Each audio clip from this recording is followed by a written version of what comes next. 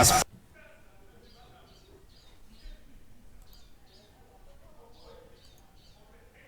Paris and form an formidable constituency campaign is not an bridge every gap, heal every wound.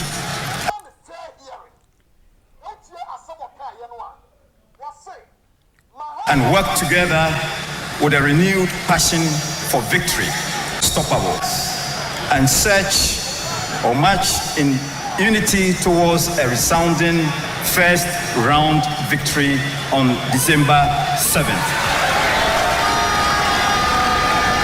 Having said this, it is indeed possible. I don't want to take the wind out of the sail of our flag bearer. So thank you for listening, and I leave the floor. Thank you.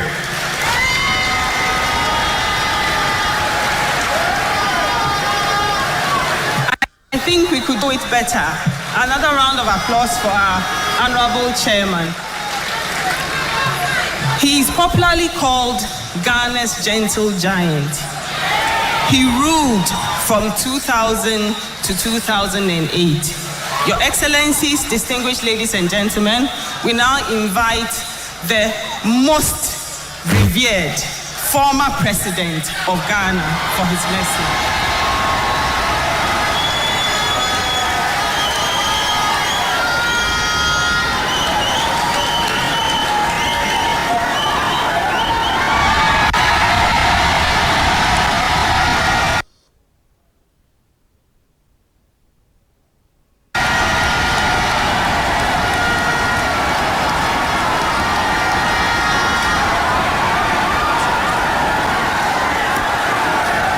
Your Excellency,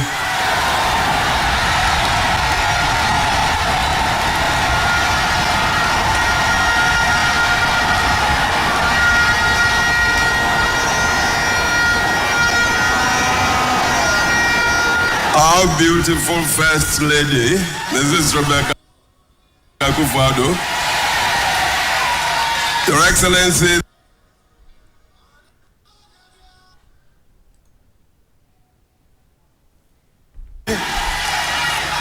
party elders, chiefs, and queen mothers,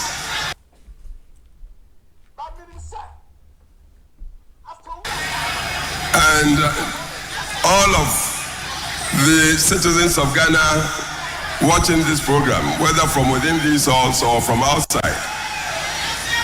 I have come to bear witness to the candidate who is being inaugurated today.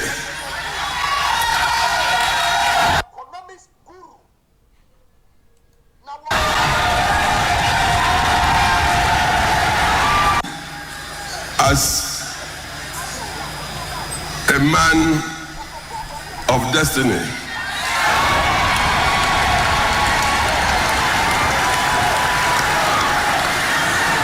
when I first saw him, and that was about 2002, he was just a research assistant to the governor of the Central Bank, and in faraway London.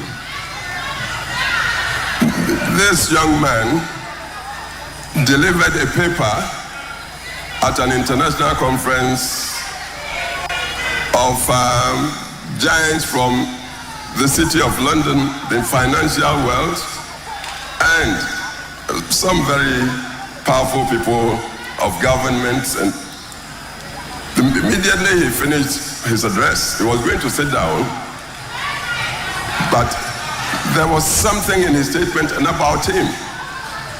I was president of Ghana then.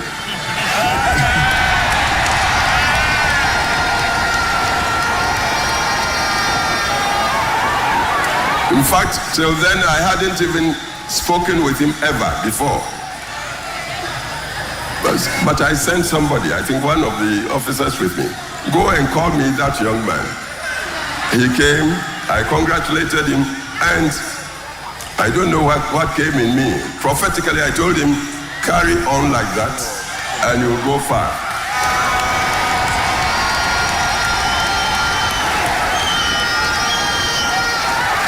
Then, 2008, as I was stepping down and the party had chosen President, then candidate Kuffour, who later became president, somehow Kuffour picked this same young man to be his running mate.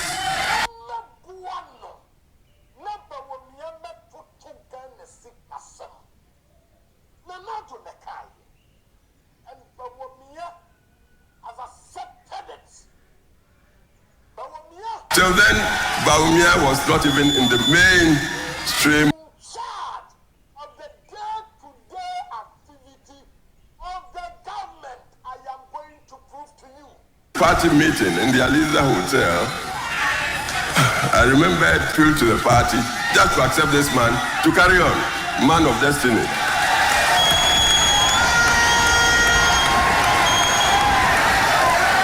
Today, we've all gathered here to launch him as our presidential candidates for 2024 election for president of Ghana. As I said, I've come to bear witness that this man definitely is on a mission determined by destiny. And please, let's all accept him to continue. We happen to be living in times where the whole world is in a flux. Leadership is very, very scarce. Quality leadership. If anybody aspires to be a leader without command of the new technologies, like digitalization,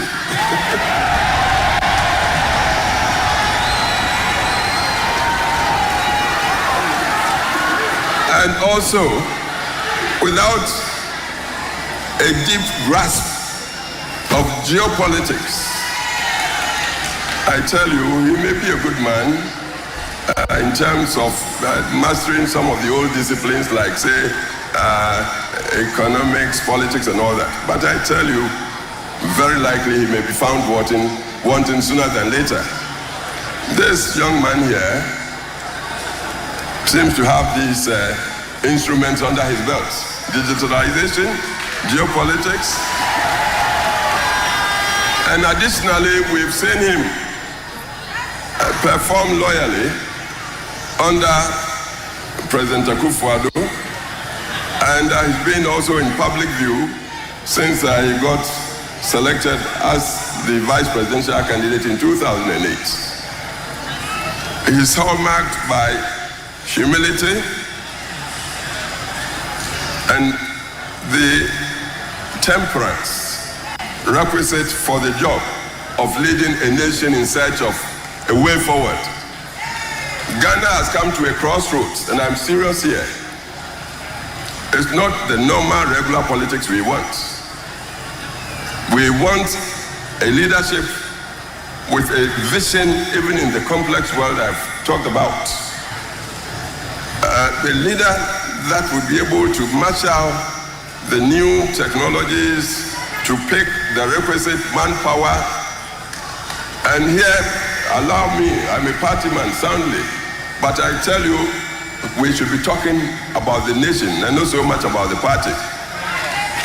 We must get people of competence to work with him to find our way out of the confusion our society and economy have been plunged into.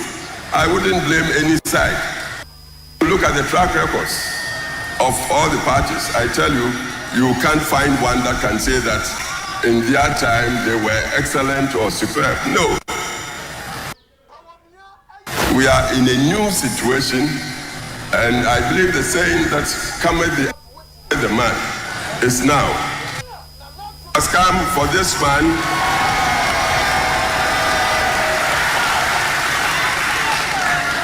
And I like the theme that is posted against the wall. Look at behind the lectern there. Bold solutions for the future. Without the preparations I've talked about, understanding the new technologies and knowing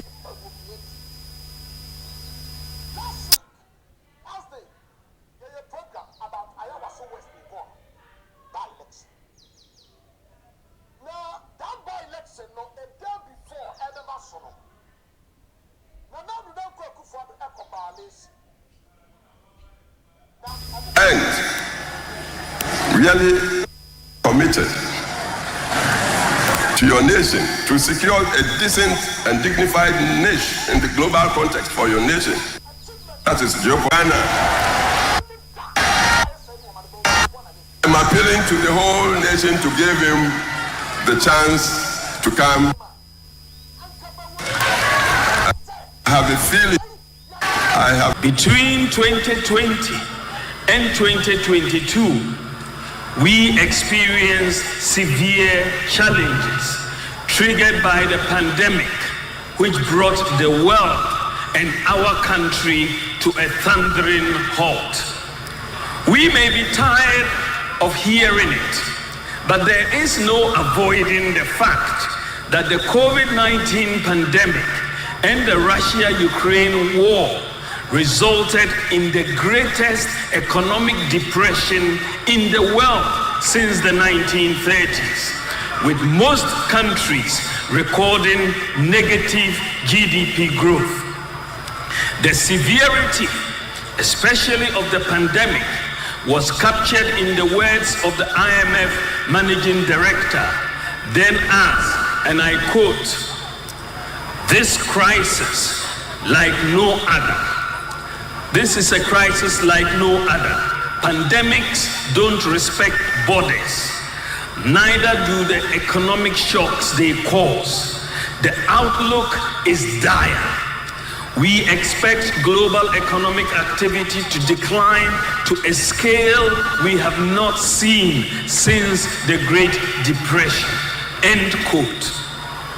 Supply chain disruptions and rising price of oil resulted in major increases in the prices of fuel, freight, and food across the globe. I believe it is worth pointing out that in addition to the external factors, there were two major items of expenditure that are critical to understanding the difficult economic situation we have faced.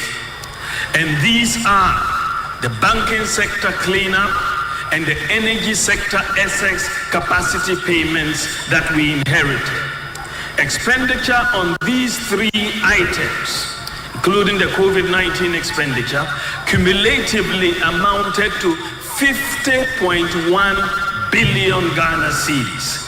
And this was financed from borrowing. Ladies and gentlemen, the fiscal deficit, which was reduced from 8.4% to 4.1% in 2019, increased to 10.8% in 2020 as a result of revenue declines in the midst of increased expenditures during COVID. In addition, our debt became unsustainable. Along with many emerging economies, Ghana lost access to international capital market financing. This resulted in a balance of payments crisis as Ghana had to continue to honor its debt obligations, energy payments, and the import bill. We faced a serious global and domestic economic crisis. There were many who predicted that we were going to end up like the situation in Sri Lanka, with fuel shortages, food shortages, inability to pay workers, doomsday, anarchy, and chaos. Indeed, Ghanaians were hit hard by rising food prices, increased exchange rate depreciation, and rising fuel prices and rising transportation fares. Bondholders also saw a sharp decline in their net worth following the painful debt restructuring program. We faced very challenging times, but with calm leadership and the support and understanding of the good people of Ghana, we have weathered the storm. The government had to seek IMF support to stabilize our economy and restore fiscal and debt sustainability over 3 years. I must at this stage salute and give particular recognition to the Bank of Ghana, which has come under unfair criticism for taking the necessary measures which help pull the economy back from the brink. The Bank of Ghana provided needed financing to the government at that critical moment. What the Bank of Ghana did was very responsible in putting the interest of the good citizens of Ghana first. The data which is available shows that the financing provided to the government by the Bank of Ghana was temporary. The Bank of Ghana has provided zero financing to government in 5 out of the last 7 years. Zero financing in 2017, 2018, 2019, 2021, and 2023. The Bank of Ghana financing of government in the COVID-19 year of 2020 and the liquidity crisis year of 2022 was because of the domestic and global crisis with underperforming revenue and no access to international capital markets. Ladies and gentlemen, the good news is that the data shows that the economy is recovering from the crisis we faced.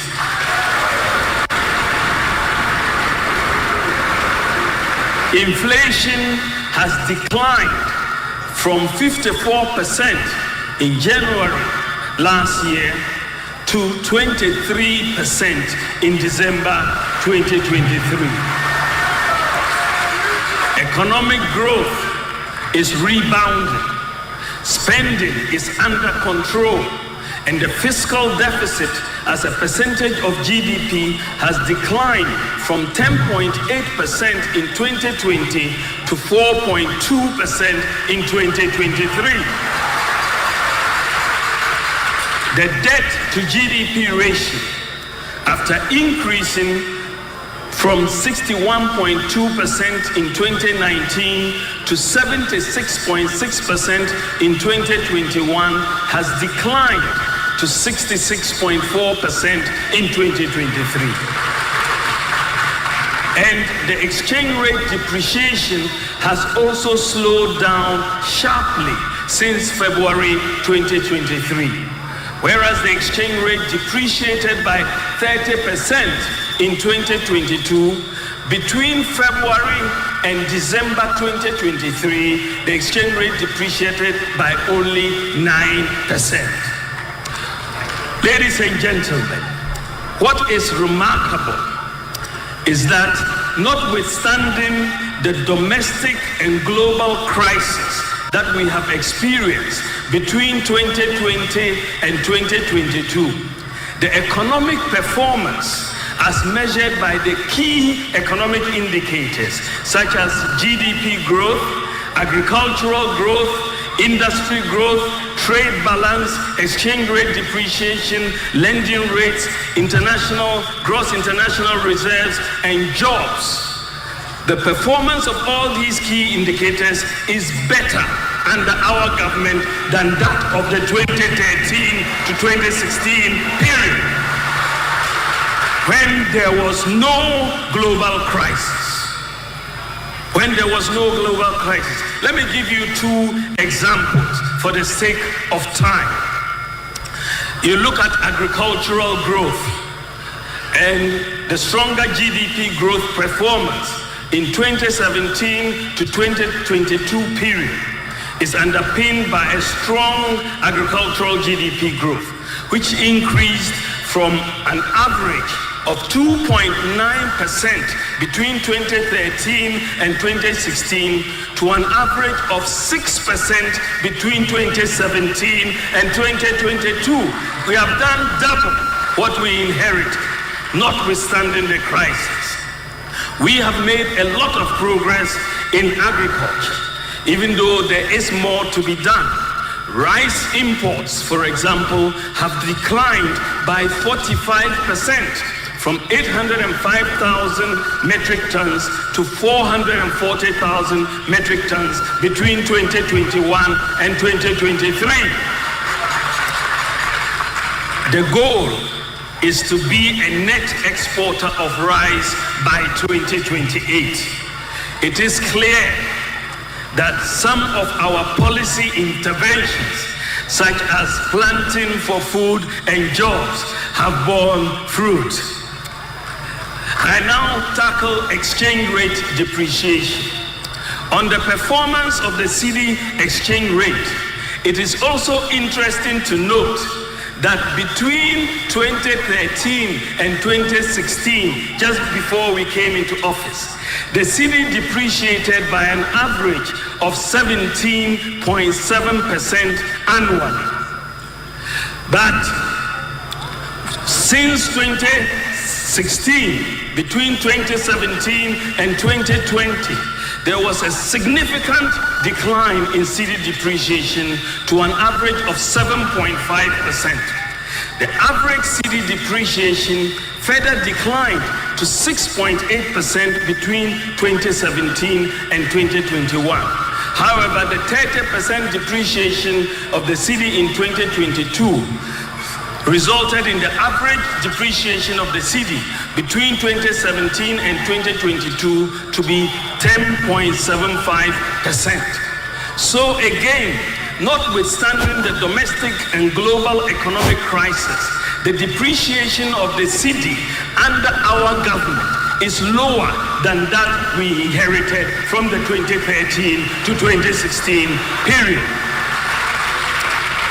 Let me talk about jobs. What is probably the most remarkable development in terms of the economy is that our government has created 2.1 million jobs between 2017 and 2022, notwithstanding the global economic crisis. The public sector recruited 1.2 million people, while the private sector created 975,000 jobs according to SNIT data. We recruited 100,000 more health workers, 100,000 more teachers, we more than doubled the fire service personnel, and so on. Our government clearly has created more jobs in the last 7 years than any other government in the Fourth Republic. This is truly remarkable under the circumstances, even though we still have to create more jobs. Ladies and gentlemen, clearly, notwithstanding the economic crisis, this government has been able to steer the ship of the nation away from catastrophe.